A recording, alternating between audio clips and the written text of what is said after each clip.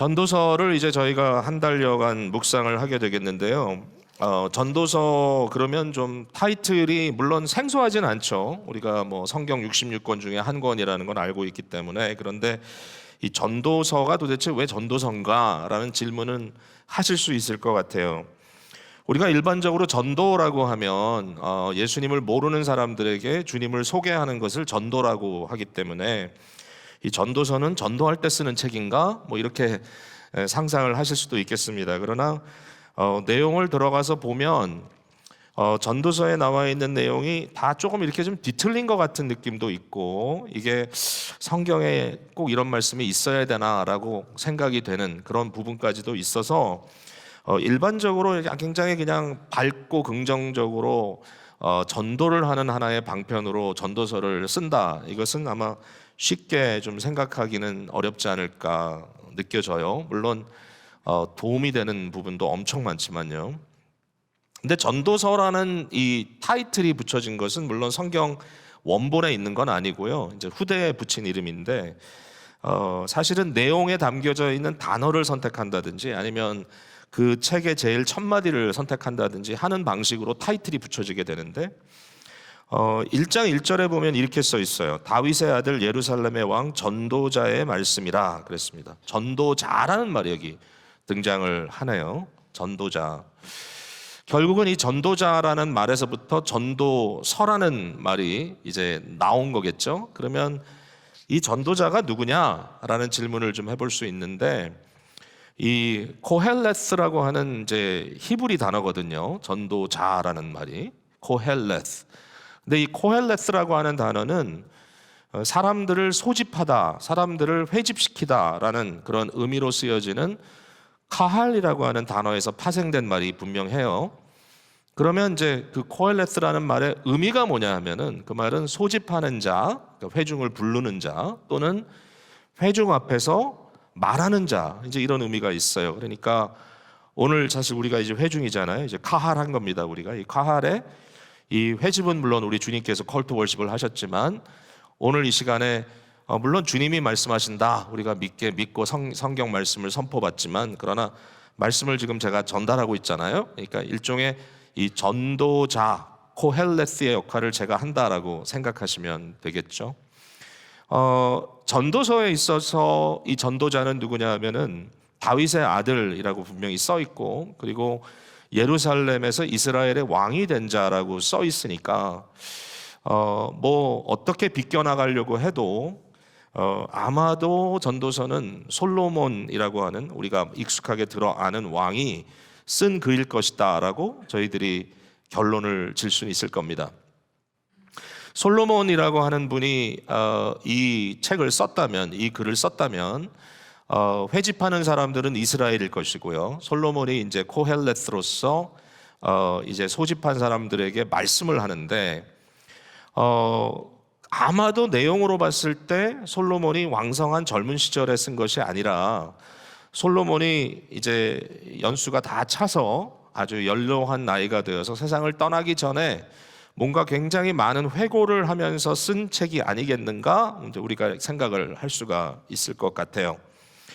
솔로몬이라는 사람에 대해서는 여러분들이 뭐 잘 알고 계시지만 성경에 보면 역대 가장 지혜롭고 부유한 사람이다라고 이렇게 표현이 돼 있어요. 정말 갑부 중에 갑부였다는 거예요.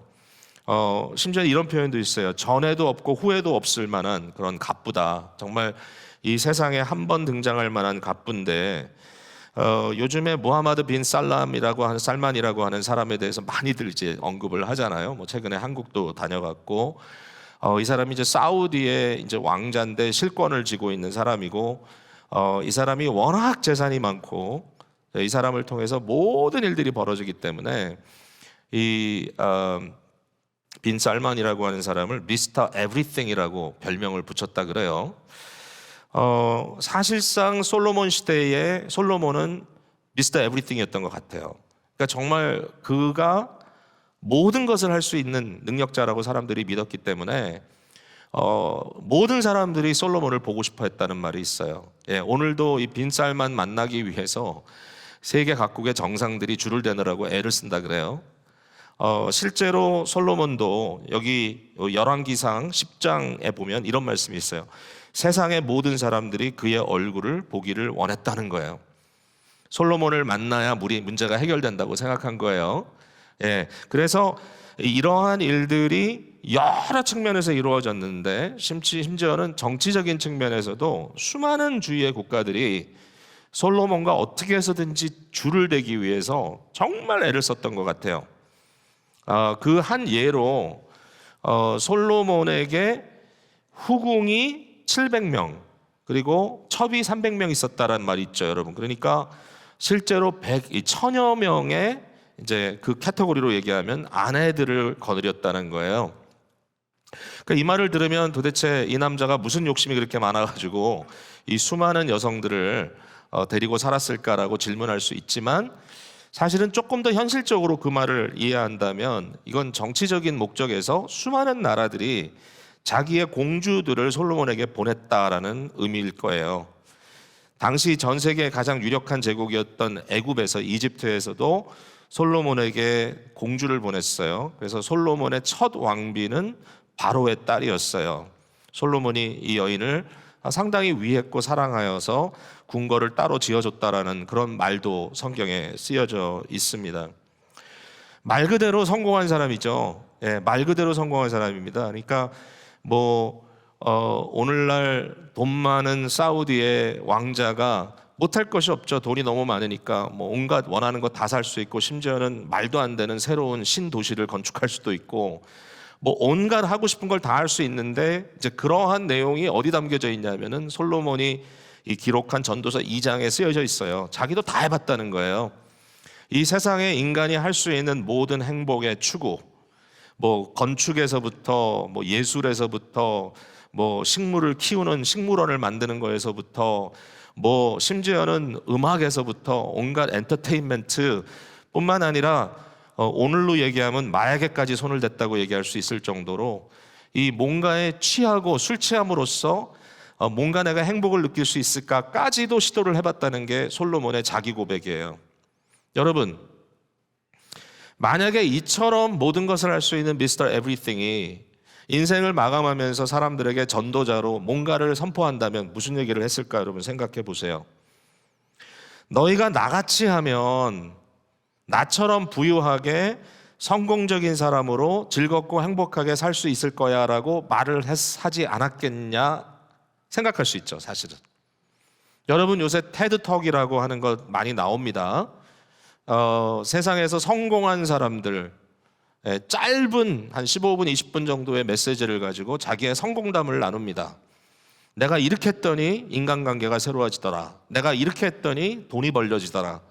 내가 이렇게 했더니 절대로 놓칠 수 없는 기회를 포착하게 되더라. 그러니까 그들이 하는 말은 뭐냐면은 나와 같이 여러분도 하면 성공할 수 있습니다. 여러분도 행복할 수 있습니다라고 얘기를 하는 거죠. 많은 사람들이 굉장히 좋아하고 청취합니다. 솔로몬이 그렇게 했을 것 같은데 전도서를 들여다보면 전혀 아닙니다. 전혀 아닙니다. 그는 자기가 살았던 삶을 엄청나게 비꼬고 엄청나게 뒤틀고 있습니다. 그러면서 한마디로 모든 것이 헛되다라고 얘기를 하는 거죠. 자, 이런 책이 왜 성경에 등장하고 있을까? 여러분이 그런 질문을 할 수가 있어요. 전도서를 읽을 때 도대체 어디서 어떻게 은혜를 받으란 말이야? 여러분, 그렇죠? 난감하죠? 전도서를 읽을 때 가끔은 여기저기서 뭔가 이렇게 좀 건질 만한 내용들이 여기저기 빛나는 것은 발견은 합니다만은 전반적인 톤은 굉장히 어둡고 굉장히 냉소적입니다.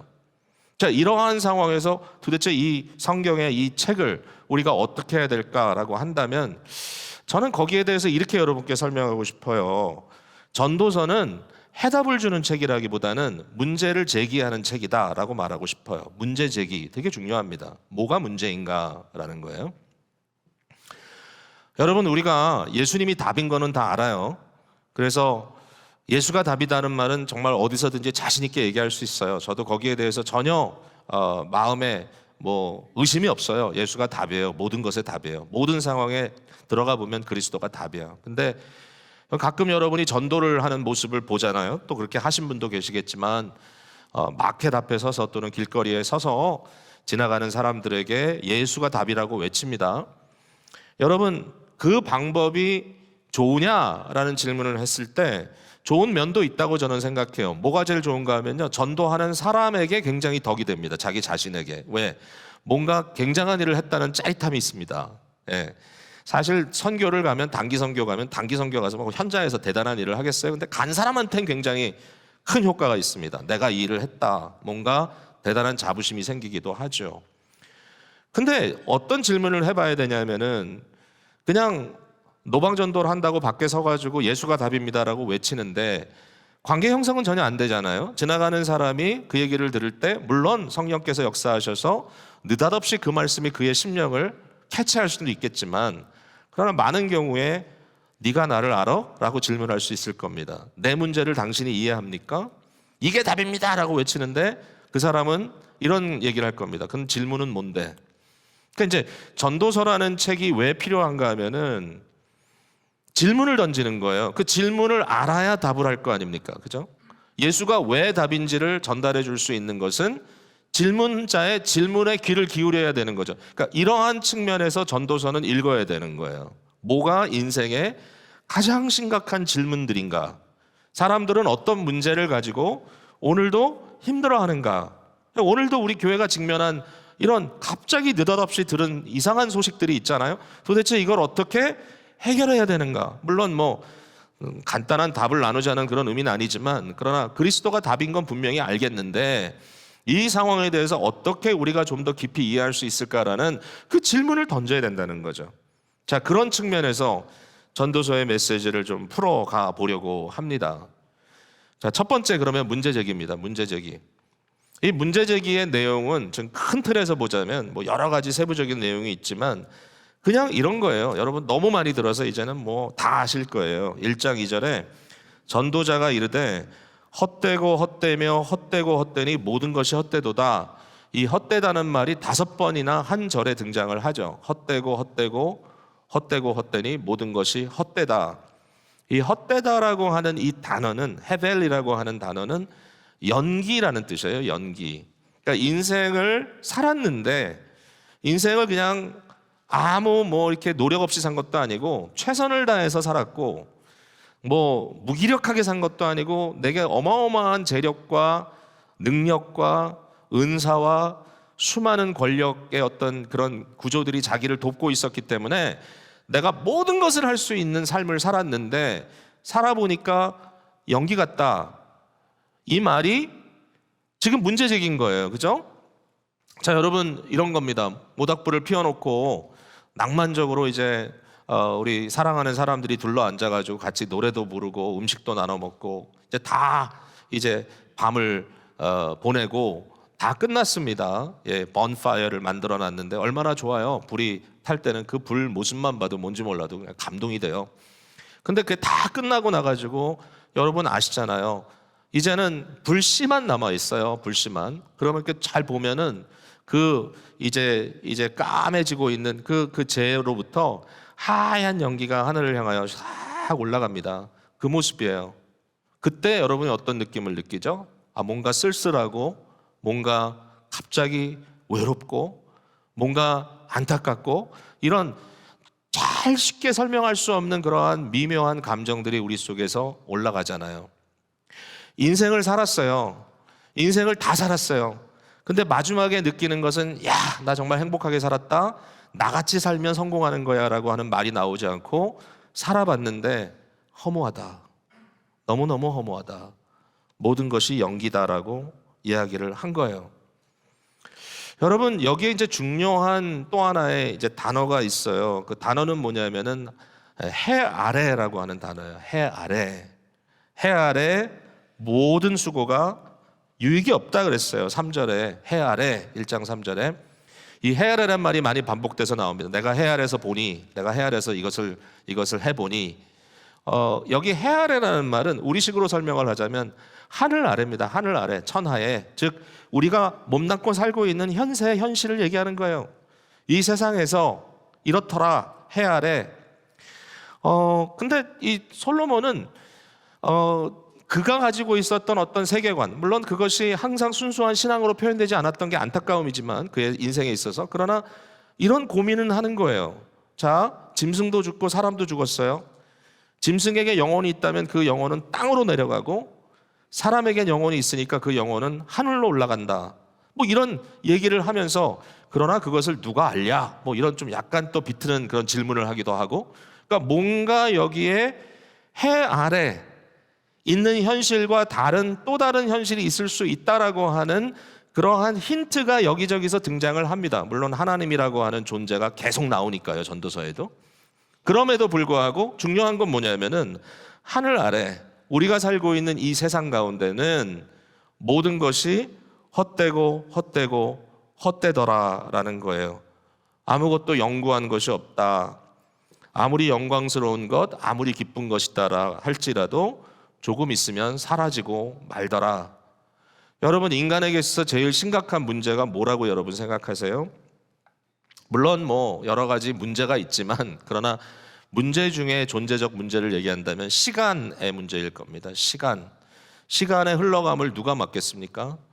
시간이 지나면요, 어떤 일이 벌어지죠? 새 것은 낡아지고, 낡아진 것은 망가지고, 또 그렇게 싱싱하고 좋았던 것들이 썩어집니다. 시간이 지나면 그런 일이 생길 수밖에 없고요. 시간을 통하여 나타나는 결과는 변질입니다. 변화된다는 거죠. 여러분, 우리가 해 아래 사는 삶을 전부라고 생각했다면, 해 아래 살고 있는 삶이 도저히 견뎌내든지 아니면 해결할 수 없는, 극복할 수 없는 것은 바로 이 문제입니다. 결국 지나고 나니까 아무것도 아니더라. 결국 지나고 나니까 남는 것이 없더라. 결국은 모든 것이 코미디가 아니라 트래지디로, 비극으로 끝나더라. 마지막 웃는 것은 인생이 가질 수 있는 특권이 아니더라. 이런 이야기를 하게 된다라는 거죠. 여러분, 이런 이야기가 구약에만 나오는 얘기가 아닙니다. 바울 사도가 로마서 8장의 모든 피조물의 어떤 그 탄식을 얘기하고 있는데요. 이 피조물의 탄식이 뭐냐면은 썩어짐에 대한 탄식입니다. 그들이 썩어질 것에 종이 되어 있다는 거예요. 모든 피조 세계가. 하나님이 피조물을 선하게 지었는데 왜 이렇게 됐을까? 라는 안타까운 질문을 던질 수 있지만, 모든 피조 세계가 썩어짐에 종이 되어 있기 때문에 결국은 허무함에 빠져 있다라고 하는 이야기를 바울 사도가 하게 되는 거죠. 모든 것이 헛되다, 모든 것이 허무하다. 그 다음에 에베소서 5장 18절에 등장하는 바울 사도의 중요한 단어는 방탕입니다. 방탕. 인생의 삶의 방법을 보니까 결국은 방탕이더라. 죄악된 방탕. 그 방탕이란 말이 뭐 이상하게 산다는 말이 아니라 허비예요. 허비. 웨이스트. 시간도 웨이스트고, 물질도 웨이스트고, 나의 건강도 웨이스트고, 나의 권력도 웨이스트고, 결국은 끝에 가서 보니까 모든 것이 웨이스트더라. 도대체 왜 그런 얘기를 합니까? 이게 죄의 안타까운 결과라는 거죠.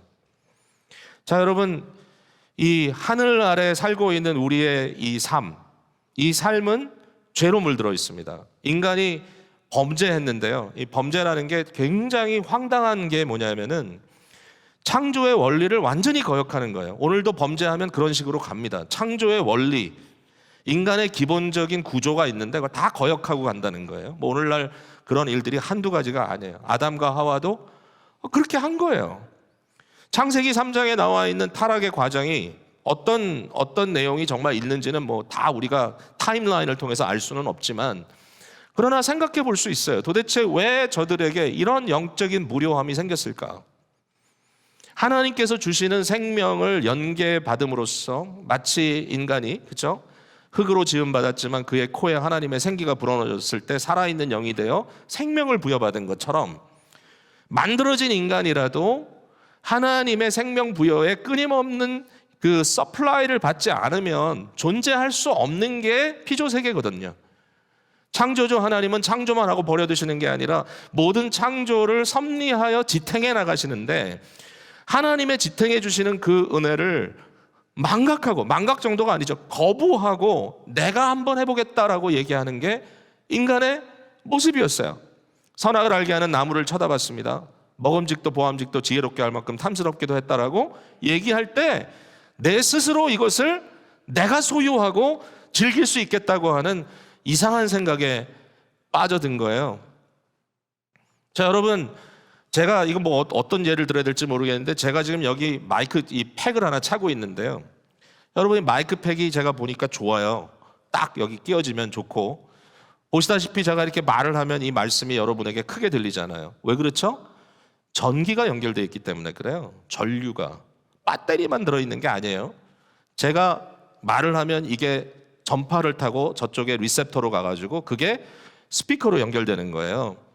여러분, 만약에 제가 이런 전기의 연결이라고 하는 것을 완전히 차단하고 이거 마이크 너무 좋은데 하고 들고 다닌다면 이게 무슨 의미가 있겠습니까? 하나님으로부터 주시는 생명의 역사를 망각하고 이 세상에 있는 물질들을 붙들고 이거 참 좋은데라고 한다면 그게 무슨 소용이 있겠습니까? 왜? 들고 있다 보면 얼마 없으면 망가지고 썩는 겁니다. 생명이 없으니까요. 그러니까 인생이라고 하는 것을 쳐다볼 때 이러한 심각한 문제가 있다는 것을 인식하는 것, 이게 문제제기가 되는 거겠죠. 타락이라는 것은 이런 겁니다. 타락이라는 것은 뭐 굉장히 나쁜 짓을 한다 이런 의미가 아니라 과당당 하고 떨어진 겁니다. 밑에 The fall입니다. fall, 떨어진 겁니다. The great fall. 결국은 하나님과 연계되어서 하나님으로부터 받는 그의 생명의 공급을 통하여 인간이 영혼을 호흡하는 이제 그러한 존재가 아니라 이 세상에 썩어질 것의 종이 되어버린 그런 존재. 그것밖에 없다. 그렇다면 어떤 결과가 나타나느냐? fallen condition, 타락한 인간의 상태는 허무입니다. 허무한 것밖에 없다는 거예요. 참, 우리 인간의 마음속에 이것을 모른다면 너무 큰 비극이에요. 왜냐하면 끝까지 세상에서 반짝거리는 것을 쫓아간단 말이에요. 그런 마음이 우리에게 없나요? 있죠. 뭐 그렇다고 해서 쫓아간다는 것 자체가 다 잘못됐다는 건 아니에요. 제가 설명할 거예요. 그러나 그게 전부인 줄 알고 가서 붙들고 그것을 껴안고 며칠 자다 보면 다 내 안에서 무의미하고 썩어지는 걸 발견할 때 어떻게 감당을 하시겠냐는 거예요. 그런 일들이 우리의 인생에 허다하게 일어나고 있다는 것, 그게 문제 제기입니다. 자, 그러면 이 문제에 대한 해답이 있나요? 자, 오늘 본문에 재밌게도 몇 가지의 실마리가 여기 등장을 합니다. 요거를 좀 쫓아가면 뭔가 답이 있을지 모르겠다라는 거예요. 자, 첫 번째 실마리가 뭐냐면은 오늘 본문에 보면 11절에 이렇게 써 있어요. 조금 가시다 보면 또 사람들에게는 영원을 사모하는 마음을 주셨다 그랬어요. 영원을 사모하는 마음. 이게 되게 중요합니다. 하나님이 인간을 창조하실 때 영원, 이 영구한 것을 사모하는 마음을 주셨어요. 그러니까 우리는 그러한 마음을 지닌 자로 존재하기 때문에 허무함을 느끼는 거예요. 허무함을 느끼는 게 잘못됐다고 우리는 얘기를 하지만 사실은 인간이기 때문에 느낄 수 있는 거예요, 여러분. 물고기가 물속에 살면서 물에 대해서 무슨 문제의식을 갖겠습니까? 그러나 사람은 시간이라고 하는 현실 속에 살면서 시간에 대한 문제의식을 갖는 거예요. 인간은 참 이상해요. 기억력을 통해서 과거를 회상하고 상상력을 통해서 미래를 리치아웃 해보고 나의 삶 속에 이 시간이라는 것을 극복해 보기 위한 온갖 고민들을 하고 살아가는 존재이기 때문에 허망한 거예요. 인간은 영구한 것을 사모하는 존재로 만들어져 있기 때문에 그래요. 사람들이 새 것을 좋아하죠. 새 것을 좋아하는 이유는 뭐냐면은 새 것을 가짐으로써 잠시라도 낡아짐, 망가짐, 썩어짐을 좀 잊고 살고 싶어서 그래요. 근데 그것도 조금만 지나면 새 것은 헌 것이 되어버립니다. 또 하나 사람들이 가지고 있는 굉장히 재미있는 현상은 옛 것을 또 나름대로 낭만적으로 간직하고 싶어 한다는 거예요. 뭔가 퍼머넌한 것, 정말 영구한 것을 갖고 싶어 하는 마음, 거기에 어떤 좀 마음의 감동을 느낀다는 거예요. 여러분, 저도 한국에 고향이 있습니다. 고향. 제가 13살에 이민을 왔는데 이민 오기 전에 꽤 오랜 시절을 살았던 집이 있습니다. 그 집이 신촌에 있습니다. 이화대학교라고 하는 대학교가 있죠. 그 대학교 정문에서 앞으로 나오면 좀 길이 그렇게 넓진 않은데 길이 쭉 나 있어요. 그럼 그 길을 타고 쭉 올라오면 됩니다. 거기가 아주 소돔과 고모라 같은 그런 길이지만 어쨌든 그 길을 통해서 또 이렇게 하면 또 기분 나빠하는 분 계시겠네. 쭉 와서 신촌으로 내려가는 큰 길을 건너가지고 하나 건너가면 그쪽에 빨간 벽돌로 지은 건물이 아직도 있습니다. 지금은 저와는 아무 상관없는 건물입니다. 그죠? 지금은 이제 그 병원이 돼서 진료하는 그런 건물이 됐더라고요. 근데 아무것도 아님에도 불구하고 지금도 가끔 한국에 가면 그 바쁜 일정 중에 내가 신촌은 한번 다녀와야지 성지순례 하듯이 가가지고 그 빨간 벽돌 한번 손으로 만지고 어릴 때 놀았던 그 계단 한번 바라보고 와 이렇게 좁아 보이지? 그리고 돌아서면 뭔가 마음에 안도감이 온다는 거예요. 이게 뭘까? 이게 뭘까? 아, 여전히 남아있는 게 있구나. 연구한 것이. 여러분, 저나단 에드월즈라고 하는 미국의 신학자를 제가 굉장히 좋아합니다. 에드월즈 참 탁월한 분입니다. 그분이 1700년대에 매사추세츠에서 사역을 했습니다. 노스햄튼이라고 하는 매사추세츠의 작은 한 도시인데 지금도 노스햄튼에 가면 저나단 에드월즈가 목회했던 교회가 서 있습니다. 여러분, 목재 건물인데 수백 년 지났는데 저나단 에드월즈의 그 건물이 여전히 있겠습니까? 근데 여러분, 건물은 다시 진 거예요. 근데 그 정문 들어가는 그 스태핑 스톤이 있습니다. 한번 딛고 올라가는 디딤돌이 있어요. 크지도 않아요. 이렇게 둥그렇게 반원으로 되어 있는 거예요. 근데 가이드가 꼭 하는 말이 있어요. 이거는 진짜다. 거기 아무것도 없는데 사실은 그 옛날에 있었던 건 아무것도 없어요. 근데 그 디딤돌 하나만 원래 있던 거래. 근데 사람들이 그 얘기를 할 때 픽 하고 웃는 사람 아무도 없어요. 다 와 이래요. 왜? 그거가 있다는 자체가 안도감이 오는 거예요. Something permanent, 뭔가 영구한 것이 있다라는 것. 인간은 이런 존재예요. 신기해요. 이런 마음을 갖고 있어요. 왜 그렇습니까? 하나님의 형상대로 지음받은 인간들이기 때문이에요. 하나님 안에서 여기에 대한 이해가 되는 거예요. 여러분, 하나님은 어떤 존재입니까? 3장 14절 볼게요. 하나님께서 행하시는 모든 것은 영원히 있을 것이다 그랬습니다. 영원한 하나님입니다. 또 영원한 일을 행하시는 분입니다. 15절에 이제 있는 것이 옛적에 있었고 장래에 있을 것도 옛적에 있었나니 하나님은 이미 지난 것을 어떻게 한다고요? 다시 찾는다. 여러분, 이게 되게 중요합니다. 잘 들어보세요. 사두개인들이 예수님께 와서 챌린지합니다. 예수님은 부활이 있다고 가르쳤거든요. 사두개인들이 말이 부활이 어디 있습니까? 사람이 죽으면 다 흙이고 아무것도 아닌데 옛 것은 다 지나간 것인데. 그때에 예수님께서 사두개인들에게 이 얘기를 하시죠. 너희가 성경을 오해했다. 그러면서 너희가 이 말을 듣지 못했느냐 하면서 말씀을 꺼내시는데 그 얘기가 뭐냐면 하나님은 아브라함의 하나님, 이삭의 하나님, 야곱의 하나님이라 하였거니와 하나님은 죽은 자의 하나님이 아니라 산 자의 하나님이니라. 여러분, 그 말을 어떻게 이해해야 됩니까? 아브라함 죽었잖아요. 이삭도 죽었잖아요. 야곱도 죽었잖아요. 죽은 자의 하나님이 아니고 산 자의 하나님이다. 여러분, 이제서 문법을 들여다봐야 돼요. 그러니까 예수님의 말씀이 이거예요. 구약성경 들여다봐라. 언제 나는 아브라함의 하나님이었다. I was. 나는 이삭의 하나님이었다. I was. 에? 야곱의 하나님이었다라고 기록되어 있느냐? No. I am. 나는 아브라함의 하나님, 이삭의 하나님, 야곱의 하나님. 우리 생각에는 이미 수천 년 전에 세상을 떠난 사람들 같지만 하나님은 그 사람들을 대면하고 있다는 거예요. 지금 소환한다는 거예요. 아브라함과 이삭과 야곱이 죽은 것이 아니라 하나님 앞에 살아있다는 거예요. 여러분, 이거 굉장한 말씀 아니에요? 너희가 오해했다. 하나님이 어떤 하나님인지. 영원이라고 하는 이 영원의 현실에서 이미 앞서 역사 속에 시간의 피해자가 되어서 결국은 늙고 낡아지고 죽고 썩어진 존재인 것 같지만 하나님은 어떤 존재냐? 영원이라고 하는 현실에 계시면서 소환하는 하나님이다. 그러니까 이 말이 우리에게 너무 강하게 다가와야 돼. 지금 같은 순간은. 이런 거예요. 여러분, 부활이라고 하는 것은 없었던 것이 생기는 게 아니에요. 부활은 하나님께서 여전히 대면하시는 살아있는 존재들이 결국은 부활이라고 하는 영광의 몸을 덧입고 다시 견고한 자들로 회복되는 순간이지 절대로 없었던 게 생기는 게 아니에요.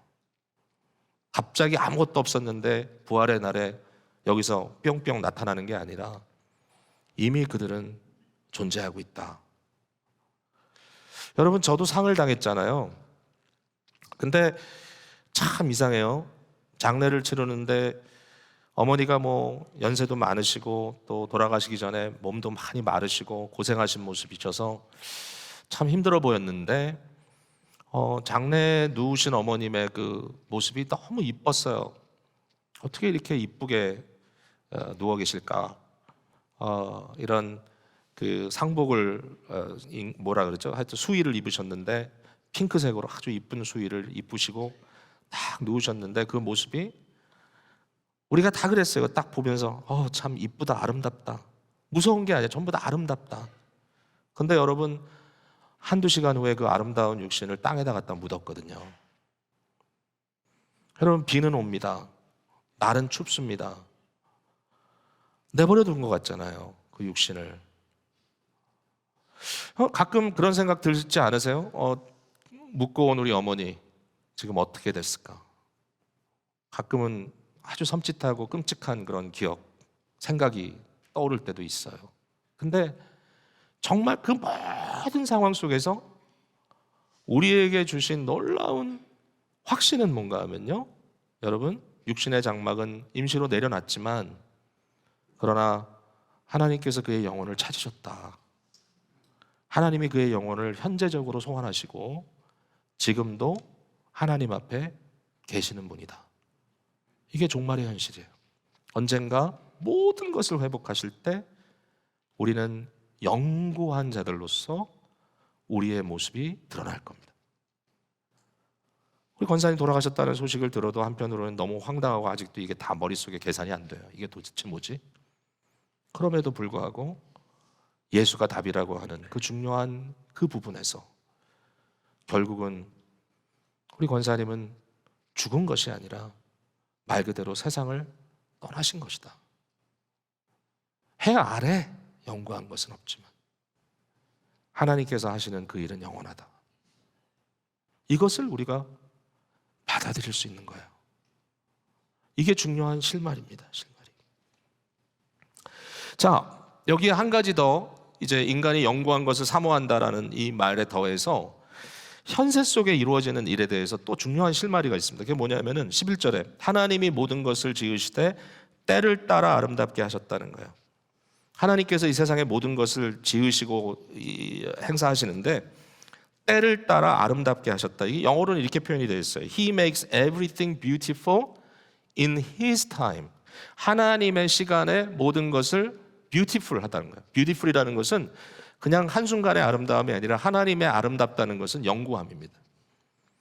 인간을 창조하실 때 인간에게 진리와 선과 아름다움의 가치를 주시고 이것은 썩지 않을 것, 영구한 것, 그런 것들을 우리가 보고 아름답다고 얘기를 합니다. 하나님의 때에, 하나님의 시간에 모든 것을 아름답게 하신다. 여러분, 이게 무슨 뜻일까요? 자, 하나님은 시간을 지배하십니다. 시간도 하나님의 피조물입니다.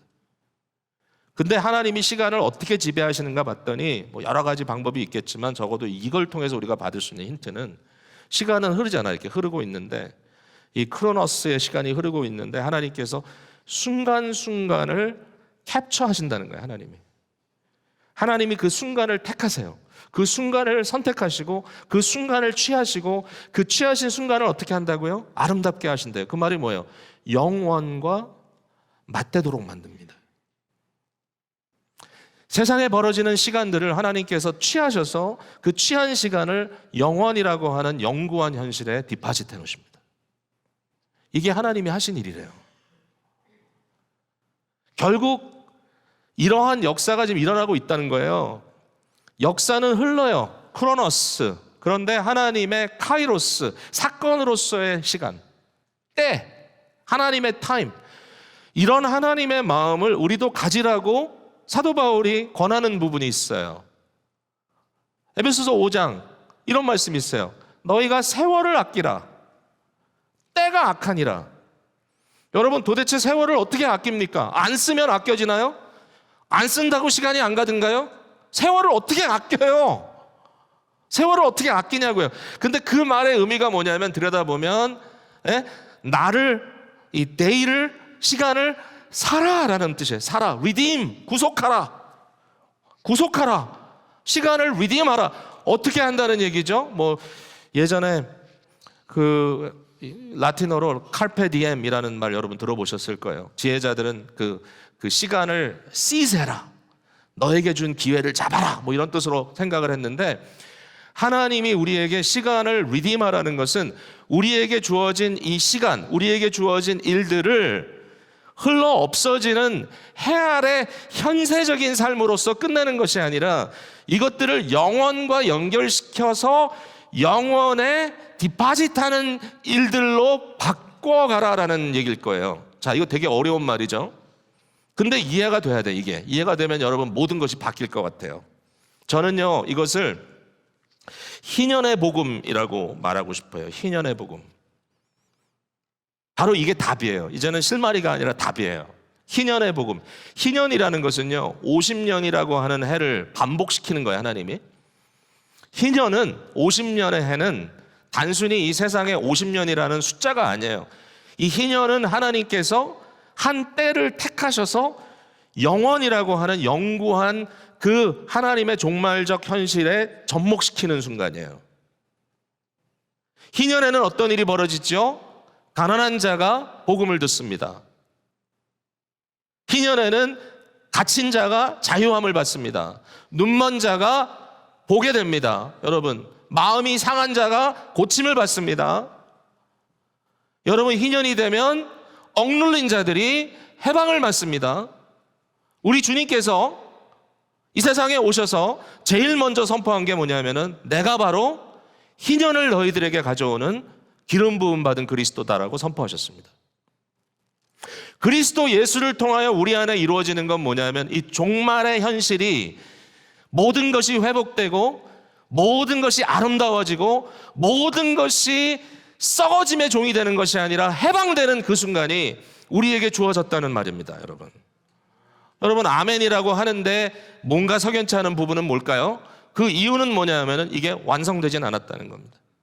이미 그리스도를 통하여 시작된 희년의 선포가 그리스도께서 다시 오시는 그날 새하늘과 새 땅에 펼쳐진 것과 함께 완성될 것입니다. 그때 주님께서는 우리에게 뭘 하죠? 우리의 모든 눈물을 다 닦아주시고 우리 몸의 모든 고통을 제해주시고 우리의 존재에 죽음이라는 것은 더 이상 없을 겁니다. 그 날이 올 거다. 근데 그 일을 지금 이 순간에 희년이라고 하는 이 하나님의 시간, time of God, 하나님의 이 때에 우리를 포착시킴으로써 이것을 경험하게 하신다는 겁니다. 예배는 희년의 선포입니다. 지금 이 순간에 우리는 세상에 근심과 걱정이 없는 것 아니지만 그러나 하나님의 보좌 앞에 종말의 현장에 서서 하나님을 경험하고 있는 겁니다. 예배는 너무 귀합니다. 왜냐하면 이 순간에 우리의 경험은 이 순간에 우리가 맡고 있는 이 순간을 흘려보내는 것이 아니라 영혼에 레지스터하고 있는 놀라운 시간이라는 거죠. 여러분, 예배 끝나고 밖으로 나가면 어떤 일이 벌어집니까? 또 짜증스러운 일들이 있을 겁니다. 예배가 무슨 소용이야? 아니요, 지금 이 순간이 중요합니다. 제가 이 예를 결국은 들어야 될 것 같은데요, 오늘 한국 목사님이 사역하는 강단에서 축구 얘기가 빠질까라는 질문을 해봤습니다. 저도 역시 축구 얘기를 좀 해야 되겠습니다. 여러분, 지난 금요일에 말 그대로 기적이 일어났다고 그래요. 포르투갈이라고 하는 정말 최강팀 중에 하나를 어떻게 기적같이 이겼습니다. 그죠? 마지막에 그 골이 들어가는 건 정말 슬로우 모션으로 비춰졌습니다. 우리 눈에. 이게 가능해? 여러분, 그리고 그 남은 몇 분, 우루과이가 2대0으로 끝날 때까지 마음 졸이고 16강. 여러분, 근데 진짜 됐잖아요. 제가 여러분께 진짜 솔직하게 물어봅니다. 얼마나 좋으셨어요? 네, 어떤 분이 인터뷰를 했는데 지금 죽어도 영한이 없다 인터뷰하더라고요. 근데 그 말이 믿어져요. 무슨 얘기인지. 왜냐하면 지금은 미쳐 죽겠는 거예요. 너무 좋아서. 여러분, 그 승리의 그 순간에 갑자기 버스턴에 있는 막내 아들한테 텍스트가 옵니다. We did it. 제 첫 번째 반응은 네가 뭘 했는데? 라는 질문인 거예요. We did it. 참 이상해요. 도대체 걔네들이 뭐 그렇게 거기에 몰입된. 근데 그게 있어요. 뭔가 있어. 에? 갑자기 저 랜즈데일 사는 우리 아들은 페이스타임을 보내가지고 막 실제로 나와가지고 막 펄쩍펄쩍 뛰고 We did it. 근데 여러분, 제가 솔직히 얘기할게요. 진짜 좋았어요. 저도 게임 내내 앉아서 못 봤어요. 일어서서 왔다 갔다 하다 해프타임에 잠깐 앉았다가 또 일어서 왔다 갔다 하다. 정말 좋았거든요. 근데 여러분, 그 좋았던 그게 무슨 소용이 있습니까?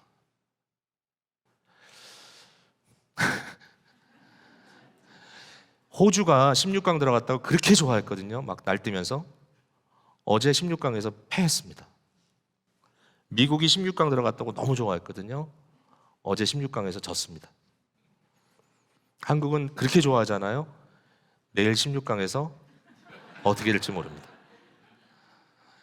자, 근데 이게 중요한 거예요. 세상에 희년의 복음을 모르는 사람들에게는 그 한순간의 기쁨은 기쁨일 뿐이에요. 월드컵을 이겨도 4년 후에 예산 탈락할 수 있어요. 더 아파요. 근데 이게 중요한 거예요. 만약이 아니라 실제로 저는 그렇게 생각했어요. 이 순간에 느끼는 이 짜릿한 감동, 너무너무 좋아가지고 정말 부둥켜 안고 펄쩍펄쩍 뛰었던 그 순간의 기쁨이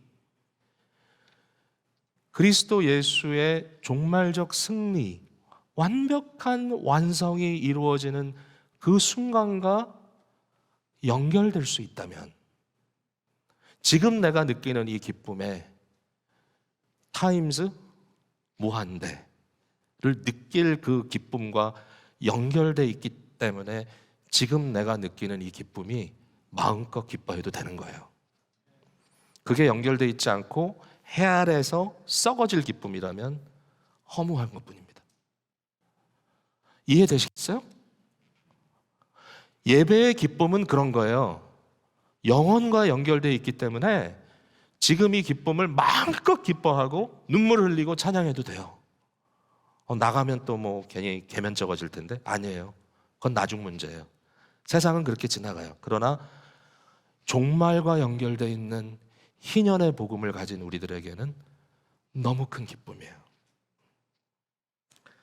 그래서 이렇게 써 있어요. 사람들이 사는 동안에 기뻐하며 선을 행하는 것보다 더 나은 것이 없다. 사람마다 먹고 마시는 것, 수고함으로 낙을 누리는 그것도 하나님의 선물이다. 여러분, 정말 좋은 음식을 먹으실 때 어떤 느낌이에요? 아유, 이 썩어질 음식 돈만 많이 비싸고.